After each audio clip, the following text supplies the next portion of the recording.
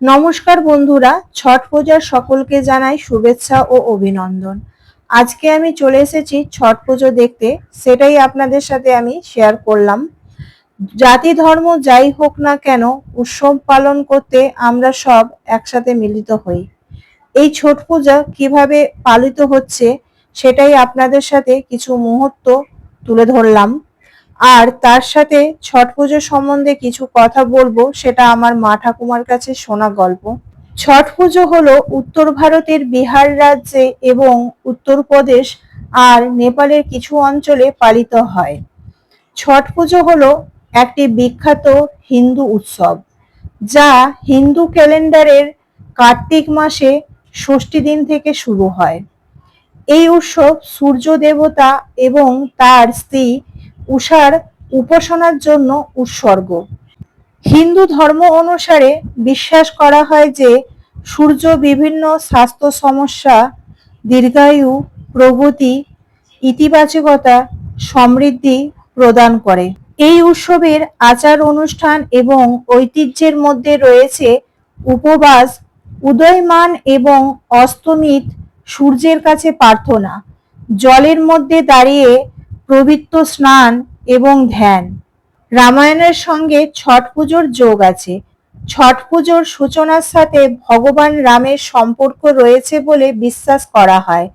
কথিত আছে যে ভগবান রাম যখন অযোধ্যায় ফিরে আসেন, তখন তিনি এবং তার স্ত্রী সীতা সূর্য দেবতার কাছে উপবাস করেন এবং অস্তগামী সূর্যের সাথে সাথে সেই উপবাস ভঙ্গ করেন।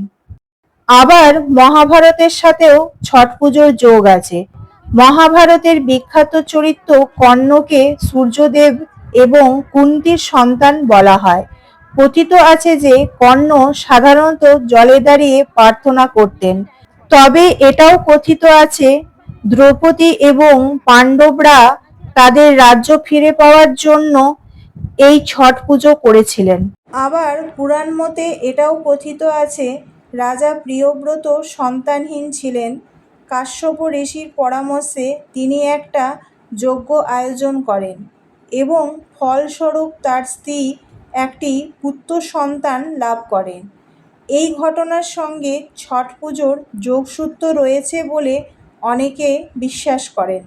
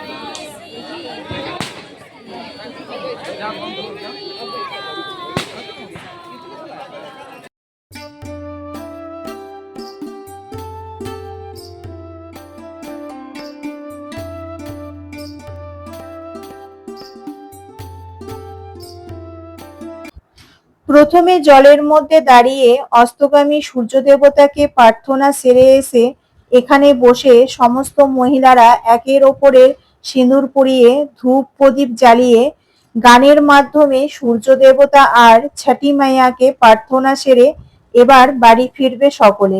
আমিও এখানে ভিডিওটি শেষ করলাম। ছট পুজোর ভিডিওটি যদি আপনাদের ভালো লেগে থাকে অবশ্যই কমেন্ট বক্সে জানাবেন। আজকের মতন এই পর্যন্ত। আবারও দেখা হবে নতুন একটি ভিডিওতে আপনাদের সাথে। আপনারা ভালো থাকবেন, সুস্থ থাকবেন। ধন্যবাদ।